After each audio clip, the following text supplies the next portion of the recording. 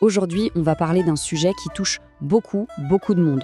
Ce sentiment d'être constamment à plat, d'avoir les batteries vides. On va décortiquer ensemble une méthode de biohacking, mais une méthode réaliste, pour remettre à zéro notre système nerveux. Et pour ça, on va faire le pont entre une sagesse millénaire et les neurosciences les plus récentes. Alors voilà le programme. D'abord, on va poser le décor avec ce que j'appelle l'épidémie de la batterie vide. Ensuite, on va voir comment un vieux concept, le yin et le yang, peut nous éclairer. Après ça, on connectera tout ça à la science pure et dure, avant de passer à un exercice super pratique qui prend 5 minutes. Et on finira en traçant une piste vers un nouvel équilibre. C'est parti. Allez, on attaque direct. Première partie, cette fameuse épidémie de la batterie vide. Cet état d'épuisement qui, on a l'impression, est devenu complètement normal. Cette sensation le matin de se réveiller déjà fatigué. Qui ne connaît pas ça? Ce n'est pas juste une impression personnelle. En fait, c'est devenu une véritable expérience collective. Les études sur le monde du travail sont formelles. Il y a une fatigue généralisée qui s'est installée. Et les chiffres le montrent bien. On ne parle pas d'une petite fatigue de passage. Non, on parle d'un épuisement de fond qui ronge une grosse partie des actifs. Il est alimenté par deux choses. La fatigue numérique, à force d'être toujours connecté, et une anxiété économique qui est toujours là, en arrière-plan. Le point super important à comprendre, c'est que ce n'est pas un échec individuel, c'est un vrai problème de système. Et forcément, les conséquences, elles, débordent partout dans notre vie. Côté physique, ça donne des maux de dos, des problèmes de digestion. Côté mental, on devient plus irritable, on a tendance à s'isoler. Et pour ce qui est du cerveau, la créativité et la concentration, elles, sont les premières à trinquer. On est bloqué en mode survie. Bon, maintenant, pour vraiment comprendre ce qui se joue, on va faire un petit pas de côté. On va regarder tout ça à travers une grille de lecture millénaire qui est d'une pertinence assez bluffante. Je veux parler du yin et du yang. Le concept peut sembler un peu ésotérique, mais en réalité, c'est d'une simplicité désarmante. Le yin et le yang, c'est juste deux forces. Elles sont opposées, oui, mais elles sont surtout inséparables. Pensez au jour et la nuit. Leur équilibre, c'est la clé de l'harmonie. Et ça vaut aussi pour ce qui se passe à l'intérieur de nous. Alors, concrètement, pour nous, ça veut dire quoi? Le yang, c'est notre mode action. C'est l'énergie, la chaleur, tout ce qui nous pousse à faire. À l'inverse, le yin, c'est notre mode récupération. C'est le calme, le repos, l'énergie qui redescend pour qu'on puisse se recharger. L'un ne va pas sans l'autre, c'est aussi simple que ça. Et voilà où est le problème de notre époque.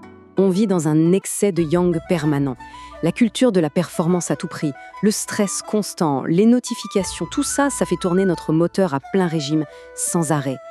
Et à force, ça brûle toutes nos réserves de yin, notre capacité à nous réparer. Maintenant, troisième partie, on va voir comment cette vieille sagesse rejoint de manière assez incroyable les dernières découvertes des neurosciences. C'est là que ça devient passionnant. C'est la question qui change tout. La médecine chinoise parle du qi, cette fameuse force vitale. On se dit que c'est un peu flou. Mais et si ce concept avait un équivalent bien réel, bien mesurable par la science d'aujourd'hui? Et si on parlait tout simplement d'énergie bioélectrique? Eh bien, la réponse est oui. La science peut mesurer cette énergie. L'état de stress chronique, scientifiquement, ça ressemble à un court-circuit bioélectrique permanent. L'énergie fuit, littéralement. Les batteries se vident. On retombe exactement sur notre image de départ. Et c'est là que la connexion est juste géniale.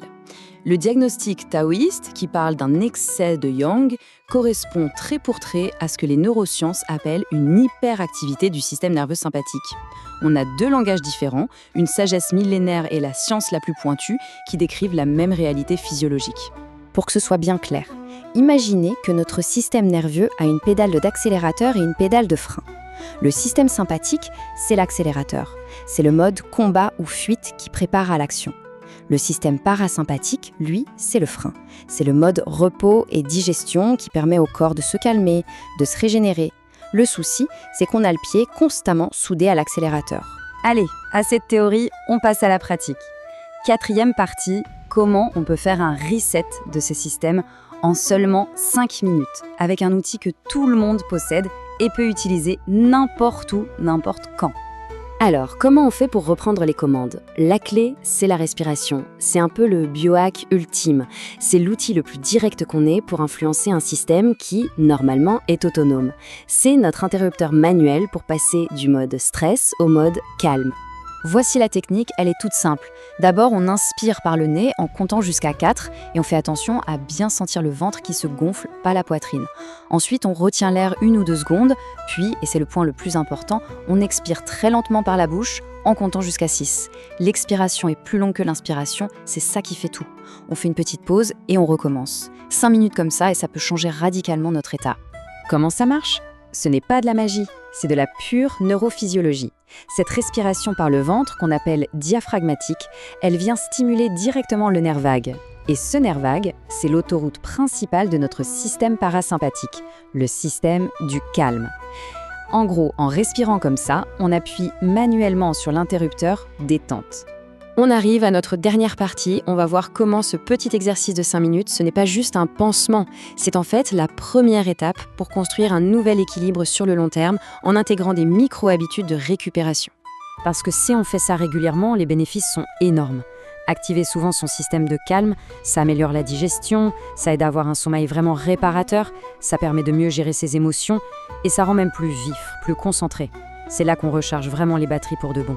Il y a cette citation de Cicéron que je trouve parfaite. « Seule la personne qui apprend à se détendre est capable de créer ». Ça va complètement à l'encontre de notre culture du « toujours plus ». Ce n'est pas en étant tendu qu'on est performant. C'est au contraire la détente qui libère notre potentiel et notamment notre créativité. Et je vais terminer là-dessus avec cette question. Et si la vraie clé de la performance, de la créativité, de la résilience, ce n'était pas de mettre encore plus d'efforts, de pousser encore plus le côté yang, mais plutôt d'apprendre à mieux récupérer, à cultiver notre yin. Voilà une idée qui mérite qu'on y réfléchisse.